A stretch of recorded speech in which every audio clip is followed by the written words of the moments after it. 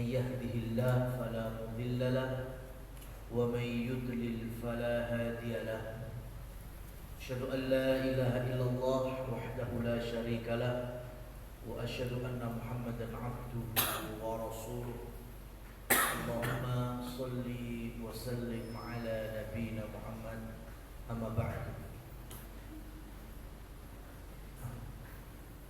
Teman-teman rahimani wa rahimakumullah, alhamdulillah pagi ini kita bisa berkumpul atas nikmat dan karunia dari Allah Subhanahu wa taala.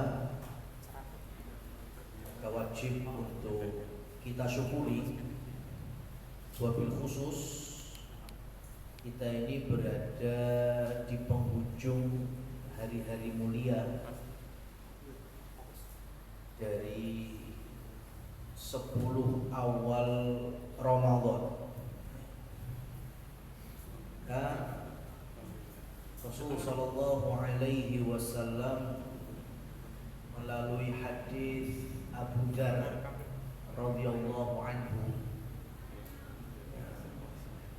Jadi ini tadi itu saya di jalan itu ingat bersit. Dulu saya punya sosok ustadz, guru itu, dan beliau sekarang masih hidup.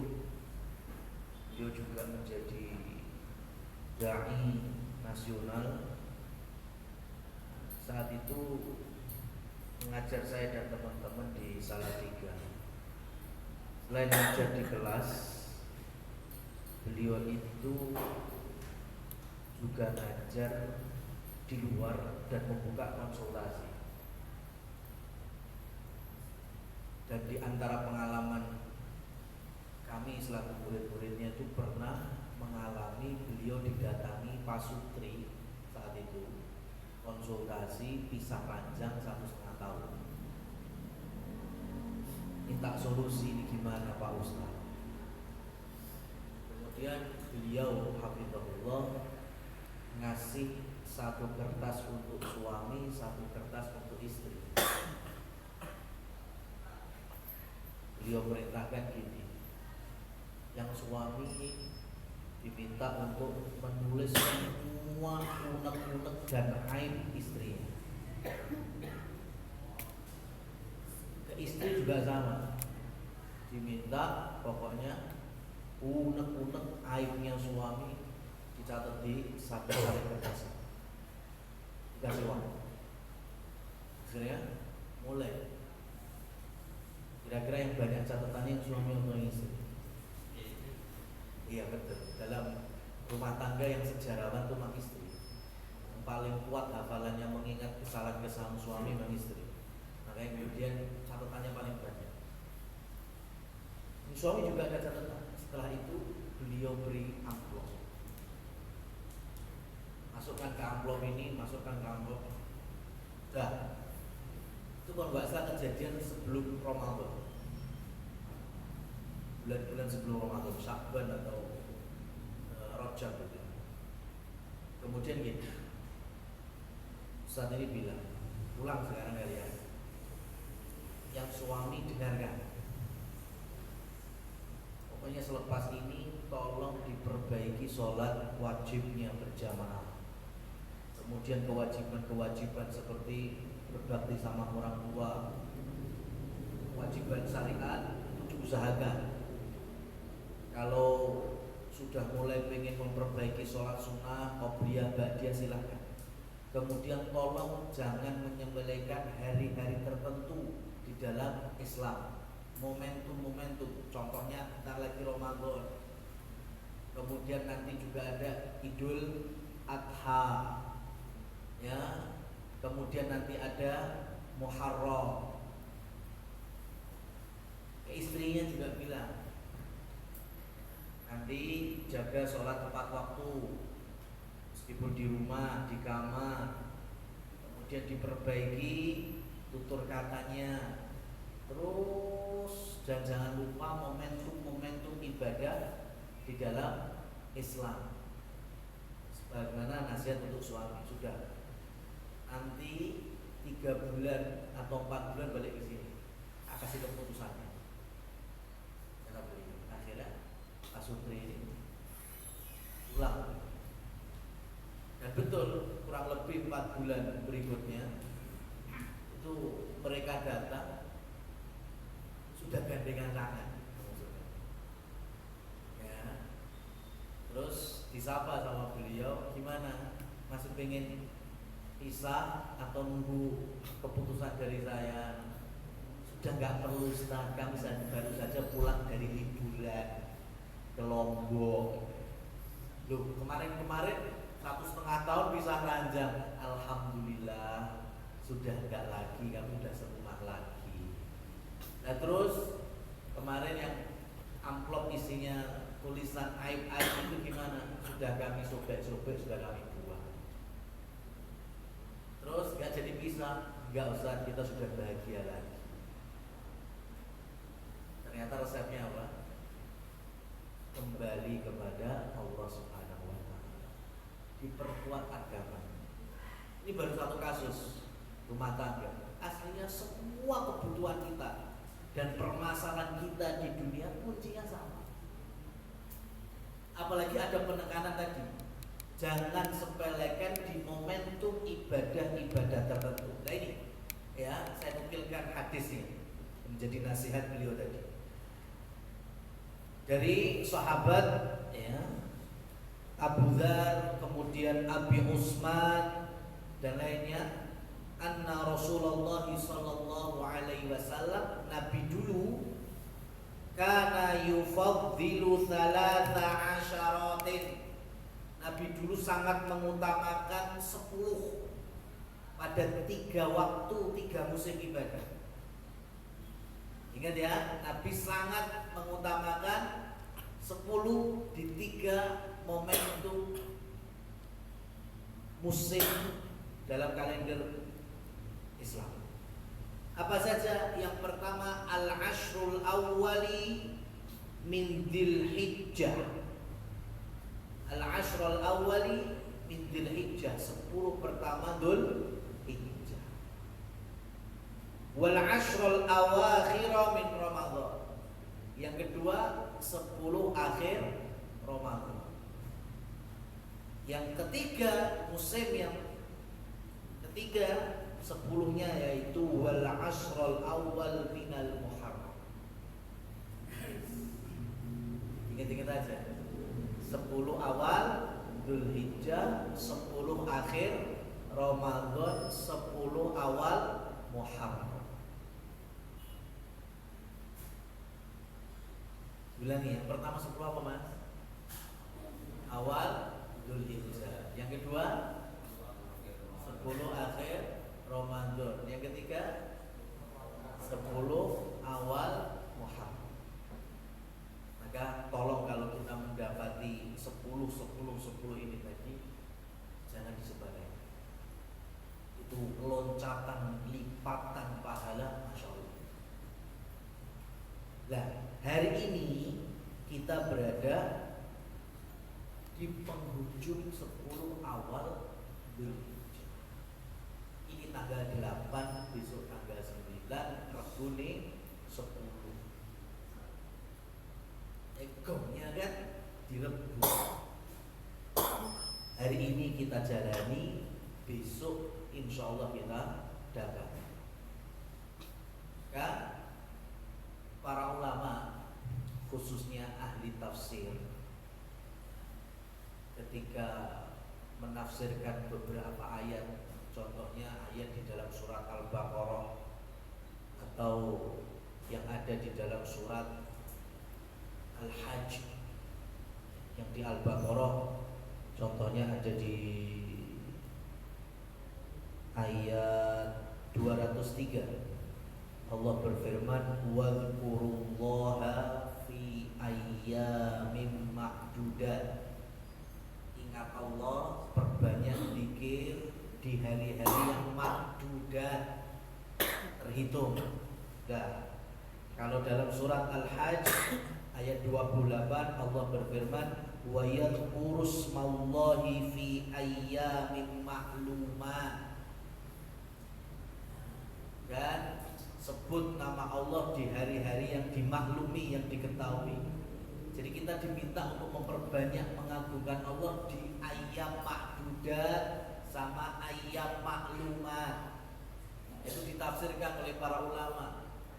Maklumat yang diketahui. Kapan itu? Hari Idnya. Semua orang tahu tanggal 10 Dzulhijjah. Dari tahun ini hari Rebu. Perbanyak takbir. Meskipun hari ini pun kita sudah memperbanyak, besok Rebu kita perbanyak lagi. Yang kedua, kapan? Ayyam ma'dudat, hari-hari yang terbilang. Apa tafsirnya? Hari tasriknya 11, 12, 13. Itu juga masih potensi kita mendapatkan pahala dari sisi zikrullah. Kemudian ada ayat wal fajr walayalin ashar wasyaf'i wal watr. Wasyafa' ya demi bilangan yang genap, wal watr demi bilangan yang ganjil. Apa yang dimaksud genap? Kata sebagian ahli tafsir yaitu tanggal 10, karena 10 itu genap, berarti hari rayanya.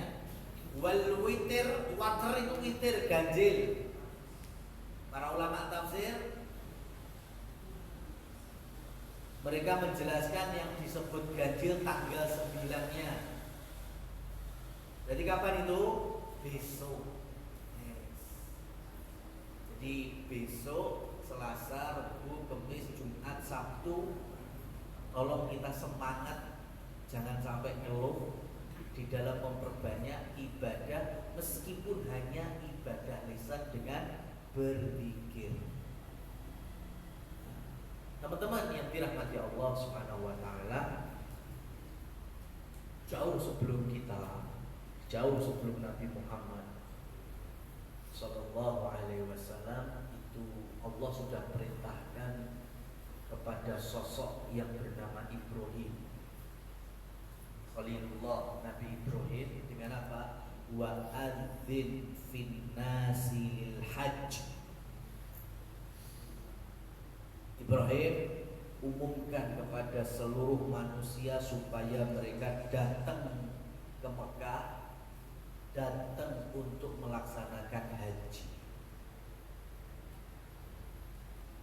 Dan Nabi Ibrahim saat itu tidak pernah bertanya gimana caranya untuk mengumumkan. Belum ada kecanggihan.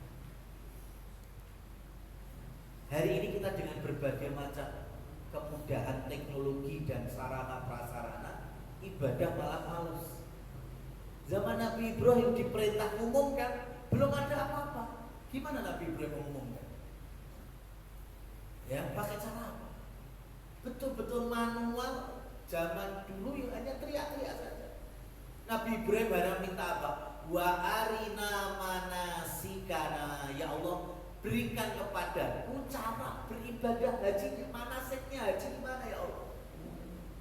Kalau mengumumkan Nabi Ibrahim tidak tanya, tapi bagaimana ibadah haji. Nah, kemudian malaikat Jibril turun ngajari manasik haji, ya, sampai di satu lokasi Jibril bertanya, gimana Ibrahim? Mudeng borong, paham, tahu, hal arafta? Maka kemudian Nabi Ibrahim menjawab, araftu ya Jibril, araftu wa araftu. Aku tahu, aku mengerti. Maka semenjak itu lokasinya disebut dengan Arafah. Yang hari besok insya Allah seluruh umat manusia muslimin muslimat yang masih punya nyawa dalam kondisi haji akan diberangkatkan menuju pada Arafah, tempat istimewa yang Allah Subhanahu wa taala banyak sekali turunkan rahmat-rahmatnya. Ini kita sebutkan di antara fadilah Arafah. Dalam hadis Jabir bin Abdullah radhiyallahu anhu, Nabi bersabda, Ma min yaumin afdol, tidak ada hari yang lebih afdol, mulia, utama indallah di sisi Allah, min yaum Arafah, dibandingkan hari Arafah. Kapan itu? Besok. Yanzilullahu ta'ala ila sama'id dunya, Allah besok turun di langit dunia. Fayubahi bi ahlil ardi fayaqul, Allah panggil malaikat, kemudian mulai membanggakan hamba-hambanya di muka bumi. Allah berkata, unduru, di hadapan malaikat-malaikat, lihatlah, ila ibadi, kepada hamba-hambaku, syu'than ghubra, dalam kondisi kucel, rambut acak-acakan, bahkan sudah ada yang tahallul duluan, tahallul pertama. Ya, mereka hanya berseragam satu, yaitu ihram yang laki-laki. Tidak ada bedanya mana yang raja, mana yang pemimpin, mana yang dipimpin, mana yang kaya, mana yang miskin. Mereka melaksanakan apa? Wukuf. Ja'u min kulli fajjin ani, mereka datang dari seluruh penjuru dunia. Lam yara rahmati wala adabi, mereka datang supaya mendapatkan rahmat Allah dan ampunannya. Maka nanti Allah rahmati semua. Ya, jadi teman-teman, ini yang benar ya. Jadi salah satu kawasan Padang Arafah itu ada namanya Jabal Rahmah. Itu yang dimaksud, karena di Arafah itu rahmat Allah turun berupa apa? Ampunan. Bukan masalah bukit kasih sayang Adam dan Hawa bertemu, itu buah. Ya, jadi rahmat kasih sayang itu sebatas kasih sayang suami dan istri atau siapapun. Ya, apalagi kemudian melakukan vandalisme, wenean yang Jabal Rahmah, ya, modal pilok, spidol, tim X, apalagi nulis, ya kan, love you forever, ya kan, Bali umroh, Bali haji malah pegatan, ya, bukan itu. Namanya rahmat adalah ampunan Allah yang Allah tebar pada kapan? Besok 9 Dzulhijjah, di hari Arafah.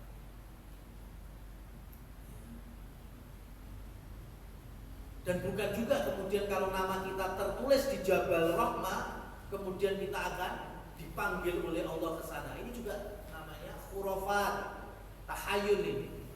Nek tombone sing budal haji ku lek Arafah ya kayak jenengku ya. Biar dipanggil, akhirnya vandalisme lagi. Parman. Nah, ini mesti orang Indonesia. Ya, ada yang namanya bawah. Kan kita Indonesia, kecuali mamanya Parman, Klasinov, dan Rosi-Rosiane. Ya, atau mampu Soviet. Nah, jadi nggak perlu seperti itu, malah melanggar aturan dari yang berwenang di sini, itu kerajaan Saudi Arabia. Yang haji melakukan seperti itu, maka otomatis akan mengurangi pahala. Hajinya sisa, tapi dia berkurang pahalanya kalau melakukan tindakan-tindakan yang tidak baik. Jadi yang dimaksud dengan rahmat itu ampunan Allah, Allah tebar di hari ini.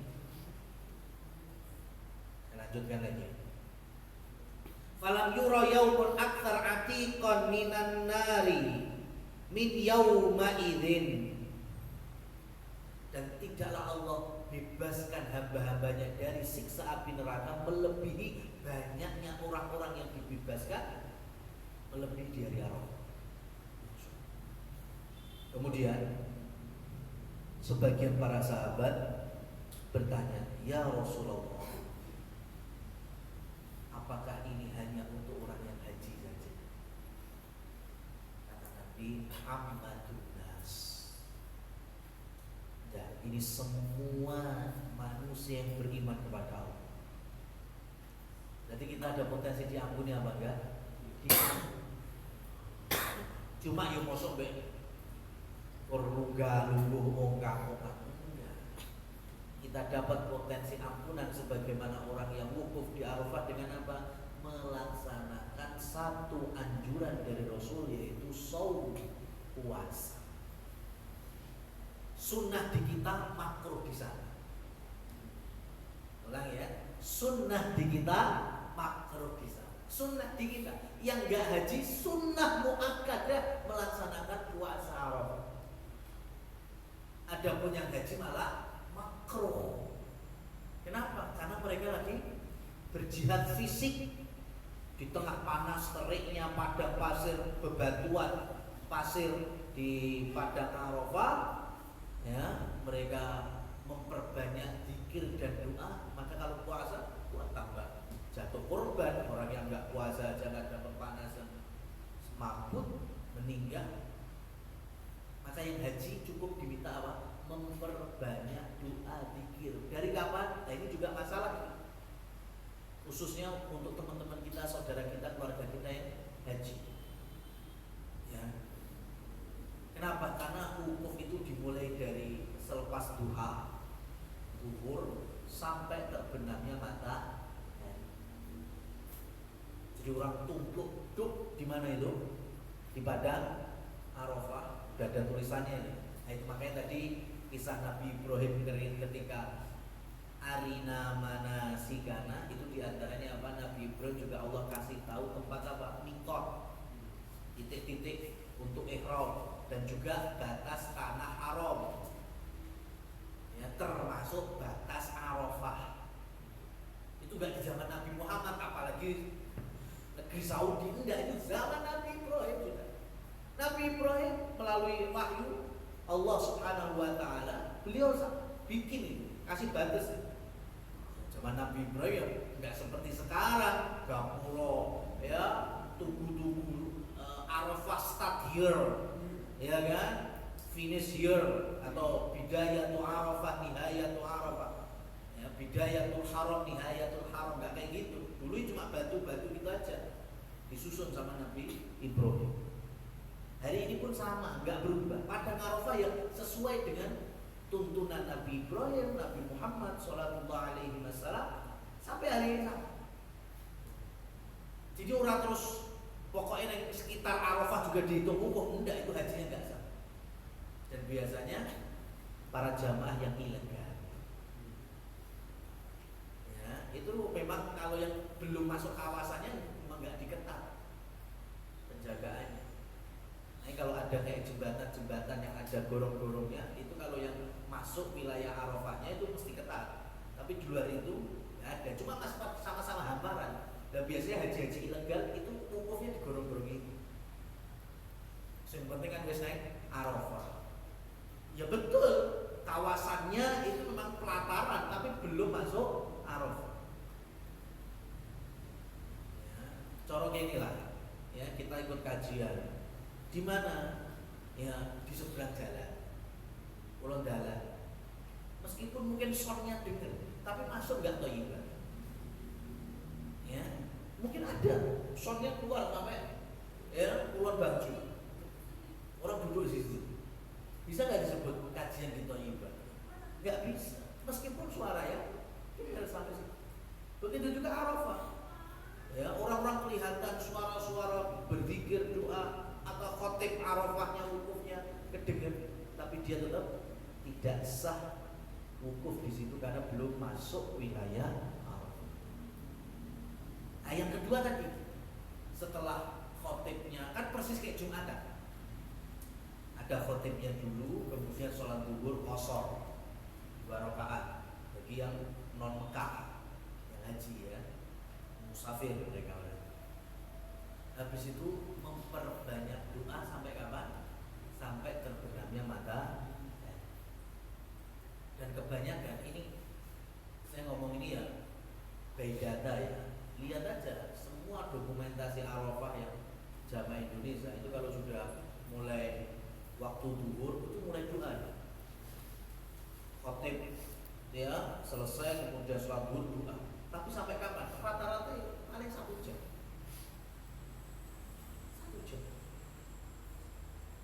Habis itu sudah kumpul-kumpul, nongkrong, ngerokok di Arafah ngerokok. Ya, tolonglah yang masih ahli hisab, tapi tahu diri, tahu tempat, tahu waktu untuk ibadah. Mosok pas wukuf ya sempet-sempetnya. Padahal dalam hadis ini ketika Allah bilang kan, malaikat tanya, ya Allah bagaimana rahmati semua. Itu iblis langsung kelengker. Ya. Malaikat tanya, "Oh, gimana ya Allah? Ampuni semua." Nangis. Tapi hari ini iblis enggak sampai nangis. Ya, karena masih ada kawan-kawanku di sana. Ya, lihat. Jadi waktu yang hampir 6 jam untuk fokus ibadah itu hanya diambil 1 jam, yang lainnya persis seperti kita hari ini di Indonesia. Waduh, nongkrong, ya, ngopi, ngemil, cerita semacam-macam yang nggak ada faedah. Jadi budaya-budaya yang seperti ini harus mulai diubah, ya, di waktu-waktu, di musim-musim ibadah. Ya memang mau nggak mau tetap harus ada ngempetnya. Ya, ngempet gini. Latihan lah, contohnya latihannya Jumatan. Ya, Jumatan. Kalau saya kadang pas kultum Ramadan itu mohon maaf juga ya, biasanya jamaah putri itu malah saya jual. Bayangkan 10 menit saya minta. Ya, kadang saya tegur.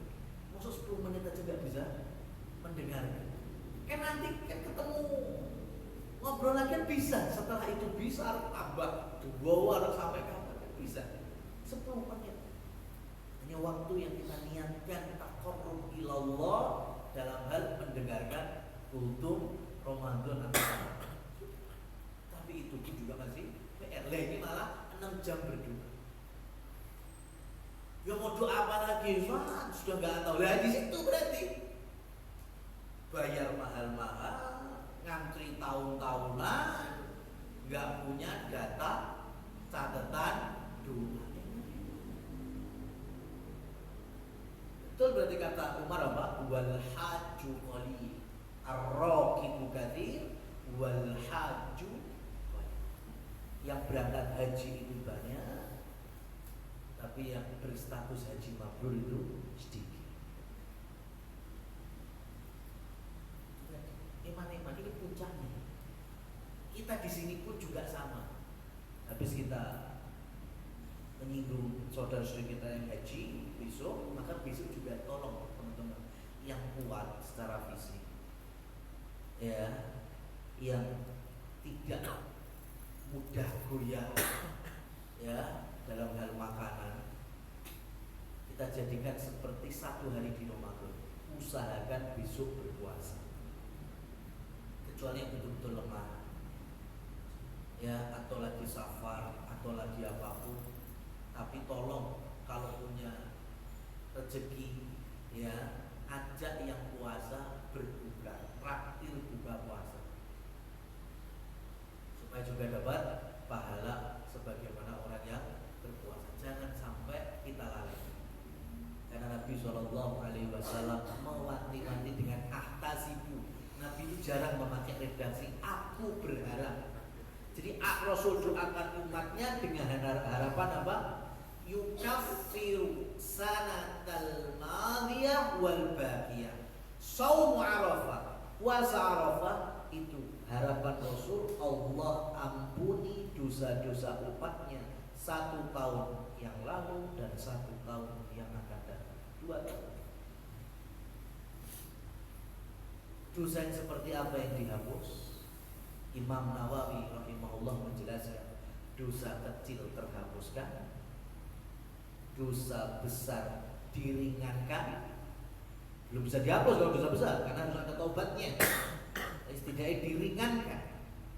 Dan pelakunya, yaitu orang yang berpuasa Arafah, ditinggikan derajatnya oleh Allah. Jadi maksudnya ayyukaffiru sanatal madiyah wal baqiyah, Allah berikan kafarah, pengguguran, itu dengan makna 3 ini menurut Imam Nawawi. Dosa ringannya langsung terhapus, dosa besarnya diringankan,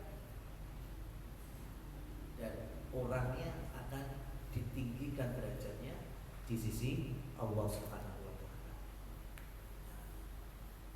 Itu keutamaan tanggal 9 Dzulhijjah. Nah, sebagian para ulama, contohnya Imam Tobroni itu punya salah satu kitab tentang keutamaan 10 awal Dzulhijjah, dan diantaranya juga hari Arafah. Sampai ada bab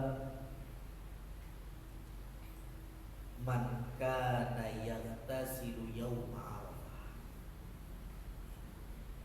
bab dianjurkannya mandi di hari Arafah.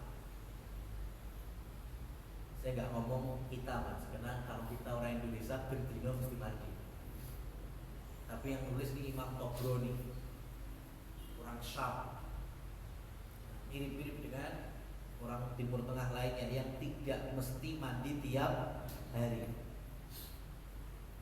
Beliau menganjurkan, di sini disebutkan ada anjuran dari para sahabat untuk mandi yaumal fitri wa yauman nahri wa yaumal jumu'ati wa yauma arafah. Dahulu para sahabat terbiasa mandi di hari Idul Fitri, Idul Adha, hari Jumat, dan hari Arafah. Kalau kita kan insya Allah kan mesti mandi semua ini, ya karena tiap hari kita. Nah, tapi pelajarannya untuk kita apa? Berarti ada keutamaan gitu. Di tempat orang yang tidak tiap hari mandi karena iklim dan cuacanya, musimnya berbeda dengan kita, wilayahnya juga agak tropis seperti kita. Ya, tapi mereka sampai menganjurkan supaya di tanggal 9 Dzulhijjah mandi. Berarti ini istimewa, ini bukan hari sembarang. Kemudian apa saja berarti yang akan kita lakukan selain puasa ya? Di sini disebutkan oleh Imam Tobroni ma yud'a bihi yauma Arafah. Nah, ini yang bisa kita jadikan acuan doa. Jadi doa apa saja silakan. Ini di antara yang diriwayatkan oleh Imam Tobroni, qala Rasulullah sallallahu alaihi wasallam, Nabi bersabda, afdalu ma qultu ana wan nabiyuna asyiyata Arafah. Dulu aku dan para nabi di tanggal 9 Dzulhijjah, di sore harinya. Nabi itu mengalami 9 Dzulhijjah itu enggak cuma di Madinah, dari Mekah itu sudah alami. Dan beliau sudah berpuasa. Begitu juga nabi-nabi sebelumnya, ada yang sudah puasa di awal Dzulhijjah. Jadi dari sini pelajarannya apa? Puasa Arafah itu puasa pada tanggal 9 Dzulhijjah. Bukan perkara wong wukuf di Arafahnya, bukan.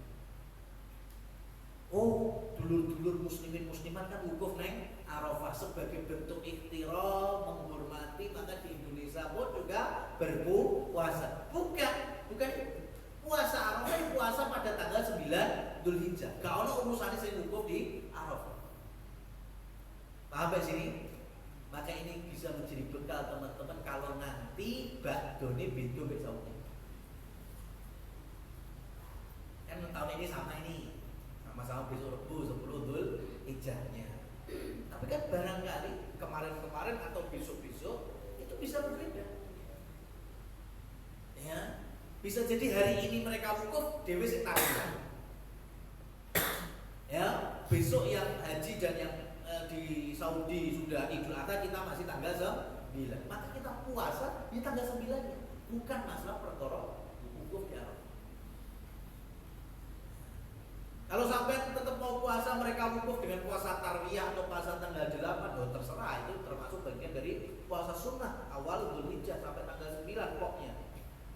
Tapi kalau puasa Arafah belum. Puasa Arafah itu sesuai tanggalnya 9. Bukan karena adanya momentum jamaah haji wukuf. Kenapa? Karena Nabi hajinya sekali, haji wada, itu tahun 10 Hijriah. Itu baru haji. Berarti baru wukuf di Arafah. Sebelumnya haji jahiliyah wukufnya enggak di Arafah, di Mina. bukan di Arafah. Wukuf di Arafah itu baru tahun ke-10 ya Rasul haji wada. Kalau ternyata puasa Arafahnya ngepasi yang wukuf, ya berarti kemarin-kemarin nggak pernah puasa. Padahal sebelum-sebelumnya Rasul pasti puasa kapan? Tiap tanggal 9 Dzulhijjah. Jadi itu ya, baik yang wukuf di Arafah ataupun kita yang berpuasa besok sore hari perbanyak sebagaimana Nabi berdoa, la ilaha illallah wahdahu la syarikalah lahul mulku wa lahul hamdu wa huwa ala kulli syai'in qadir. Zikir ini yang kita perbanyak besok. Tahu ya, dalam riwayat yang lain, ma min 'abdin da'a bihadhihi da'wah lailata Arafah. Siapapun dari kita orang beriman yang berdoa dengan la ilaha illallah wahdahu la syarikalah lahul mulku wa lahul hamdu wa huwa ala kulli syai'in qadir. Kemudian hajat-hajat yang lain silakan. Lailata Arafah, di malam Arafah, berarti nanti malam dari maghrib ya sampai besok. Wahia asyru kalimatin alfi marrah, ya bahkan boleh sampai diulang-ulangi, bisa sampai ribuan kali. Lam yas'alallaha syai'an illa a'tahu iyyahu. Apapun yang dia hajatkan, dia doakan, niscaya Allah akan kabulkan. Illa qati'atar rahim au ma'thaman, kecuali untuk dua orang, yang memutus tali silaturahim dan yang melakukan kezaliman kepada orang lain. Ya. Putus tali silaturahim dan zalim kepada sesama menjadi penghalang doa yang harusnya sangat berpotensi dikabulkan, karena di hari-hari mustajab, hari istimewa.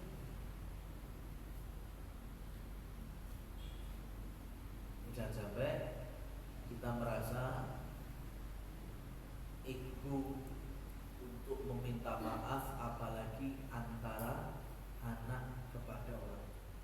Ustaz, terima apa-apa kita ya. Ya.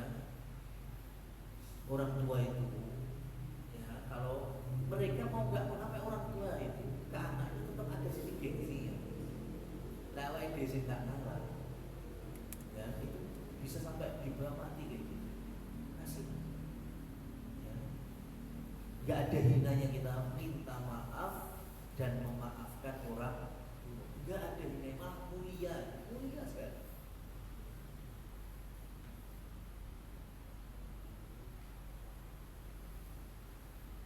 Subhanallah, boleh untuk memperbanyak wirid ini. Subhanallah berarti bertasbih. Fis sama'i arsyu, subhanalladzi fil ardi mawti'uh, subhanalladzi fil bahri sabiluh, subhanalladzi fin nari ya, subhanalladzi fin nari sultanuh, subhanalladzi fil quburi qada'uh, subhanalladzi fil jannati rahmatuh, subhanalladzi fil hawa'i rauhuh, subhanalladzi rafa'as samaa, subhanalladzi wada'al ardhin, subhanalladzi la malja'a minhu illa ilaihi. Kalau nggak hafal, nggak tahu atau baru dengar, silakan dengan tasbih-tasbih yang lain. Subhanallah wa bihamdihi ya, boleh.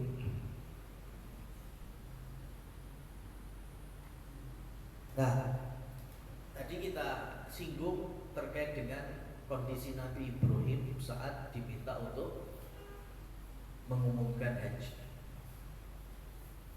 yang nanti menjadi haji di zaman Rasulullah SAW, yang Nabi pesan kepada Abu Bakar tahun sebelumnya, itu tahun 9 Hijriah, supaya mengajarkan haji tanpa syirik. Apa itu? Karena dulu hajinya orang jahiliyah itu banyak syirik. Di Ka'bah masih banyak berhalanya, patung-patung, masih menyebut nama-nama berhala-berhala. Tapi ingat ya, ada berhala dari zaman Nabi Nuh, ada Ada di dalam Quran surat Nuh ayat juz 29 itu. Kisahnya itu Nabi Nuh ngeluh dulu, Rabbi asawni, ya Allah, umatku itu telah membangkang kepadamu, diajak untuk bertauhid, jangan syirik, bangga wa makaru makran kubal, mereka bikin makar yang sangat dahsyat. Apa? Mereka saling ngiling nih konco-konco nih, la tadarunna alihatakum wala tadarunna waddan wala suwa'an wala yaghutha wa ya'uqa wa nasra. Jangan sekali-kali kalian tinggalkan ibadah kepada Wad, Suwa, Yaghuth, Ya'uq, Nasr. 5 orang, 5 sosok yang sudah meninggal. Antum tahu gak ini tafsirnya siapa 5 orang ini? Tafsir yang pertama, 5 orang ini masih anaknya Nabi Adam. Ada yang mengatakan 5 orang ini masih cucu Nabi Adam sampai zamannya Nabi Idris.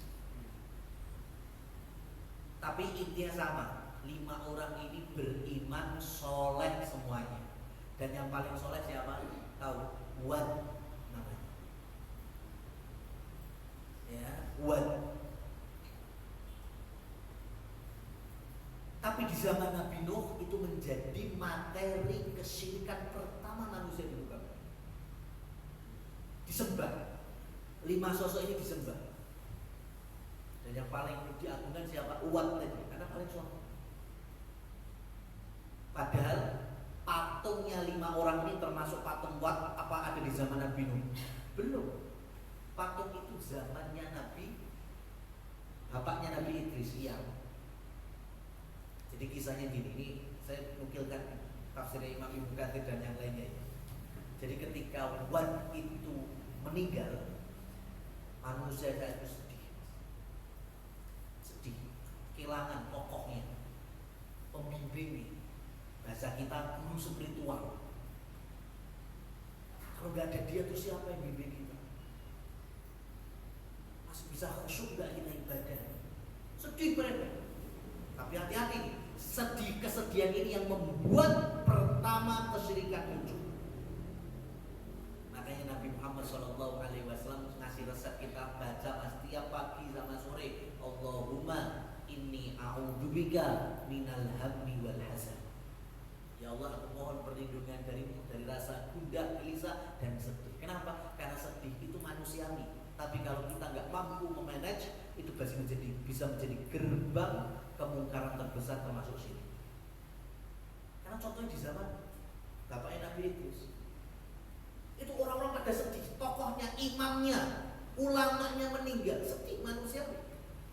Tapi karena mereka lemah saat itu, saking sedihnya, lupa ingat Allah, iblis masuk. Wes gak usah sedih, tak ini patung Wad, tak ini tak taruh tempat ibadah kalian. No, digiling-giling biar tetap semangat. Coba hari itu circle-nya masih belum langsung syirik, cuma in memoriam aja. Iblis harus dibikin gambar dulu, patung dulu, Wad, Suwa, terus ditaruh di tempat-tempat ibadah orang-orang, biar ketika melihat muncul semangat lagi, tapi masih ibadah kepada Allah. Tapi di zaman Nabi Nuh, yaitu cicitnya, ya apa yang terjadi? Orang sudah bukan hanya in memoriam, sudah full disembah. Makanya kenapa di zaman Nabi Muhammad SAW kita diminta untuk tidak memutuskan orang yang meninggal. Apalagi dibikin patung, dipajang foto-fotonya. Kenapa? Itu potensi jembatan mempermudah kesyirikan. Kan kadang juga dibilang enggak asli. Iya, tapi zaman dulu kayak gitu awalnya. Ketemu buyut sembah banget.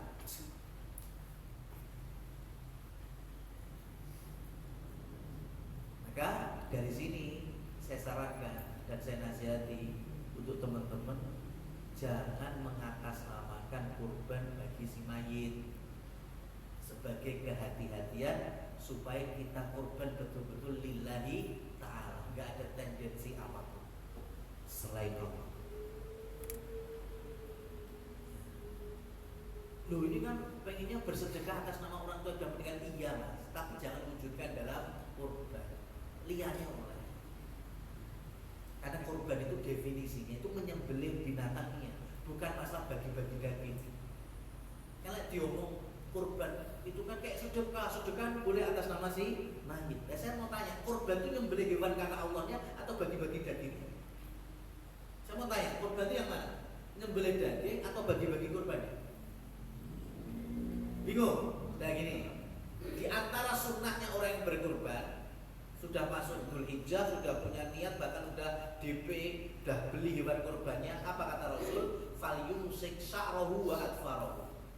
Hendaknya tidak cukur-cukur dan tidak juga potong-potong kuku. Sampai kapan? Sampai binatang yang disembelih atau dagingnya didistribusikan. Sampai yang mana? Binatang yang disembelih. Berarti kurban itu yang mana? Menyembelih atau bagi-bagi dagingnya? Menyembelih. Maka kata Nabi, man dzabaha li ghairillah faqad asyrak. Siapa yang menyembelih bukan karena Allah, dia telah berlaku kesyirikan. Maka saya minta wanti-wanti, kalau teman-teman ada yang membolehkan lek ngono yo kabeh mesti enek, segala perkara ya enek. Ya.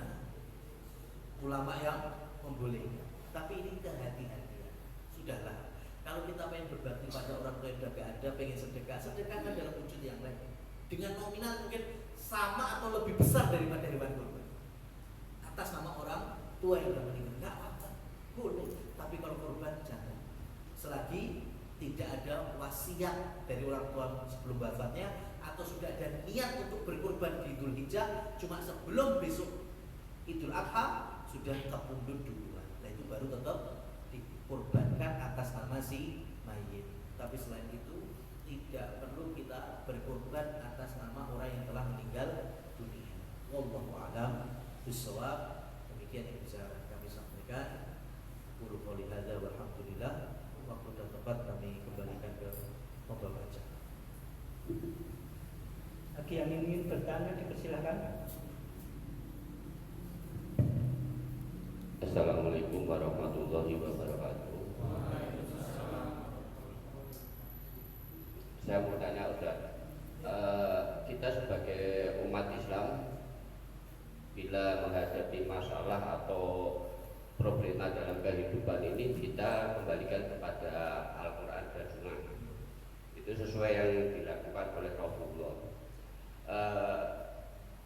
Ada masalah yang ya tidak begitu rumit Ustaz, tapi kalau dilihat itu masalah keadilan itu, apakah di surat An-Nisa ayat 135 itu ada hubungannya dengan surat Al-Maidah ayat 8? Bunyinya gimana?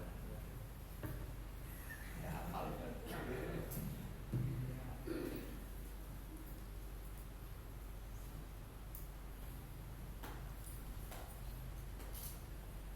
Kalau yang An-Nisa ayat 135, ya ayyuhalladzina amanu, Bismillahirrahmanirrahim, ya ayyuhalladzina amanu kunu qawwamina bil qisti syuhada'a lillahi walau ala anfusikum awil walidaini wal aqrabina in yakun ghaniyan aw faqiran wallahu aula bihima fala tattabi'ul hawa an ta'dilu wa in ta'talu aw tu'ridu fa innallaha kana bima ta'maluna khabir.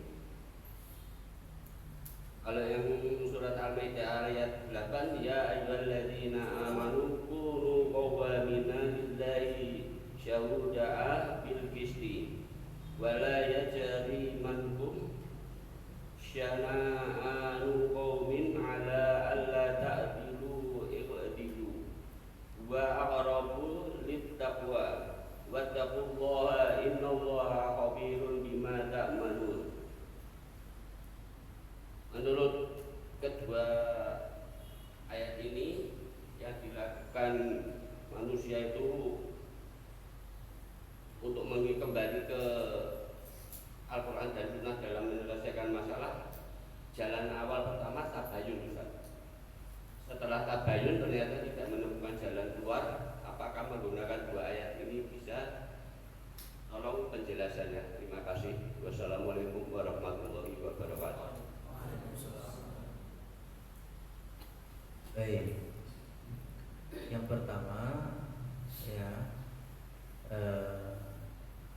terkait dengan dua ayat ini tadi, saya takutnya gini, teman-teman nanti bicara adil itu dikira adil yang versi kita, atau mungkin bahkan versi partai keadilan misalnya.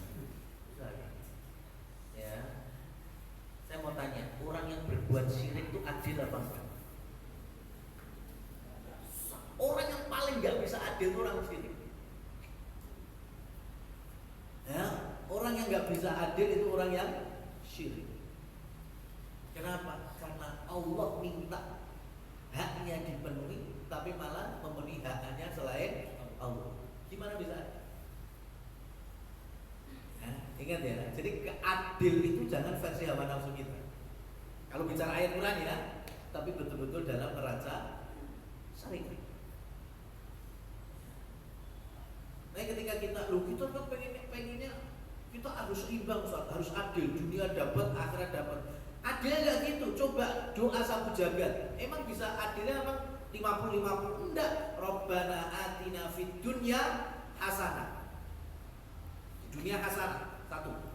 Wa fil akhirati hasanah wa qina adzabannar. Di akhirat ada hasanah, surga, dan juga dilepaskan dari siksa neraka. Urusan akhirat ada berapa? 2. Bisa dibilang 50-50 berarti dunia 50%, akhirat 50%. Itu adil kita. Pada saat enggak loh. Akhirat ada 2 poin loh. Hasanah masuk surga dan hasanah dijauhkan dari siksa neraka. Berarti nggak bisa 50-50. Harus lebih kuat di mana? Akhiratnya. Itu yang adil. Itu 70-30. Nah itu baru adil versi kita. 70 akhirat, 30 dunia gitu. Kenapa? Karena akhiratnya ada 2, bukan 50-50. Nah, baru nanti kemudian kita bahas tadi. Ada 2 ayat sama-sama terkait dengan permasalahan yang ayat yang pertama kaitannya dengan anak-anak yatim. Orang-orang kafir ya, emang orang nggak bisa adil terhadap anak yatim. Apalagi yatimnya perempuan. Ya, yatimnya perempuan. Kenapa? Karena mereka biasa ngasih bantuan. Ketika udah dewasa dinikahi, tapi tanpa mahar yang layak. Alasannya kan ustaz open itu sih. Ya, gitu. Baru yang berikutnya tadi terkait dengan rumah tangga. Dulu ini kaitannya dengan perceraian.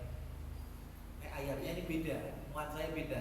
Yang satu kaitannya muamalah dengan anak yatim, kerabat, fakir miskin. Yang satu dengan pasutri. Ya, suami istri ketika cerai tapi belum disentuh, maka berbuat adilah. Gimana? Maharnya balik itu anjurannya. Itu adil. Kan suaminya ngasih mahar akad nikah, berarti kan halal dirinya itu. Ya, tapi kemudian cerai meskipun belum disentuh, belum dikumpuli sama sekali. Berarti kan ini apa statusnya? Janda rasa gadis kan? Atau gadis rasa janda, yang mana? Antum bilang yang mana?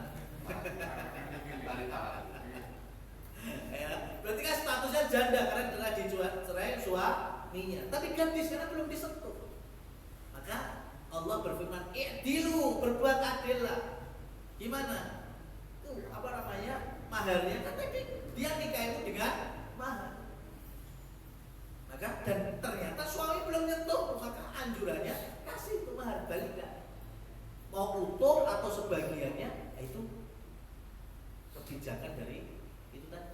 Orang yang akhlaknya baik pasti akan mengembalikan utuh. Ya, ada orang yang mungkin 50%, ada gitu. Itu adil. Nah, kemudian terkait dengan tabayun tadi betul. Jadi kalau kita ada permasalahan secara pribadi atau pasangan, itu tabayun betul ya. Kalau nggak ketemu baru nantinya dalam ayat yang lain diminta untuk mendatangkan hakim. Hakim itu bukan langsung hakim pengadilan agama, makanya langsung pegat terus di sini.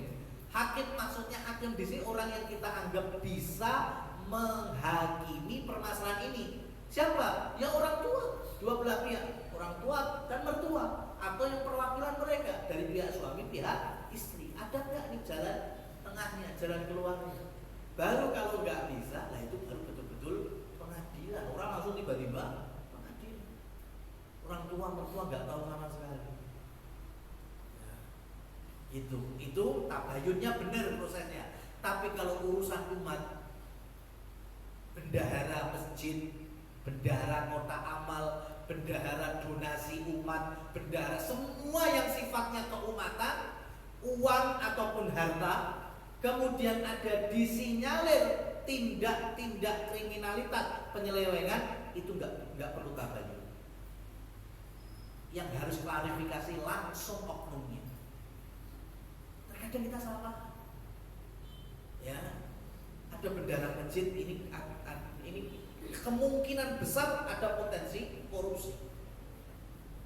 Ya, kemudian kita langsung rapatkan ketakmiran. Aduh, jangan gitu. Tabayun dulu. Gak iso masih dulu. Lek utangku mbek utang dhek tabayun ora apa-apa, betul. Masalah pribadi. Dana umat. Maka kalau ada orang yang seperti itu jangan dulu tabayun dulu. Pastikan dia termasuk antek-antek. Koncone gitu. Iya. Ya. Kalau keumatan sama dengan sosial media. Di sosial media dia udah masak sembarangan berstatus gini.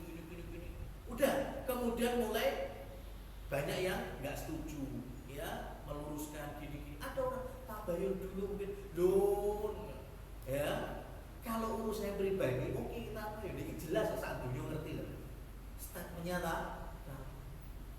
Kalau itu statement buruk dikomentari kemudian tidak setuju, ya kan itu konsekuensinya. Orang kemudian tabayun dulu barangkali maksudnya nggak seperti itu. Ya dia langsung harusnya ya menjelaskan saat itu. Orang kerja panas-panasin dunia online kemudian baru gue hilang, nggak gitu. Ya, kita ada gagal paham di situ. Tabayun betul untuk urusan apa? Pribadi, utang piutang pribadi atau rumah tangga tadi.